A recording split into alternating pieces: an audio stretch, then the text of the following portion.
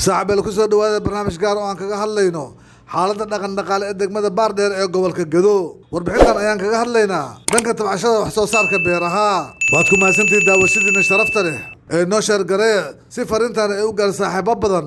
Naguna soo bir si aad u heshid warbixinada aan soo bandhigno. Aan ku bilownay magaalooyinka ugu da'da weyn dalkeena Soomaaliya. Waxaan ka bilaabay degmada Baardheer oo ka tirsan gobolka Gedo. waana magaalo ka fog xeebaha dalkeena iyadoo magaalada Baraawe u jirto masaafo dhan 259 kiiloomitir. Juqraafi ahaan waxay ku taalaa degmada Baardheer 2 ilaa 3 digri waqooyiga dhulbaraha oo madaxeebta Sanguni waxayna leedahay cimilo aad u kulul una sahlaysa in sanadka oo idil beeralaydu ay dhulka ka faa'iideysan karaan.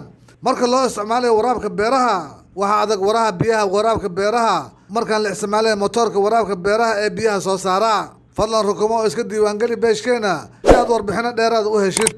degmada Baardheer waxay aad ugu horumarsan tahay tacabka dalagyada beeraha noocyadiisa kala duwan waana laf dhabarka dhaqaalaha waxayna si gaar ah ugu caanbaxday sanadihii dambe soo saarka basasha tubaakada iyo weliba khudaarta noocyadeeda kala duwan kuwaasoo loo iibgeeyo gobolada dalka sida dalalka dariska ee Afrikada bari qaarkood. sanadihii dambe beeralayda degmada Baardheer waxaa soo wajahaya caqabado badan sida uu noo sharaxay Maxamed Saciid Abshir oo ah isuduwaha wasaaradda beeraha ee maamulka Jubbaland. degmada Baardheer ee gobolka Gedo waa barwaaqo waana dhulku wanaagsan beerashada iyo dhaqashada xoolaha sida geela, looda, ariga, dameerada iyo fardaha balse dadka deegaanka ayaa u baahan taageero dawladeed si ay u laba jibaaraan wax soo saarkooda. Maxamed Weli Cabdullaahi waa gudoomiyaha degmada Baardheer oo asalkeeda hore la oran jiray Baardheer waa beled waana bered ajuuraan. magaca Baardheer waxa uu ahaa geed weyn oo baar ah kuna yaala masjidka ujeedka loo aasasay magaalada Baardheer ayaa waxay ahayd inay noqoto golo diinta islaamka looga dhaqmo laguna fidiyo waxaan looga imaan jiray barashada diinta islaamka dalal badan oo ku yaala qaaradda Afrika waxaana Baardheer hore ay saldhig u ahayd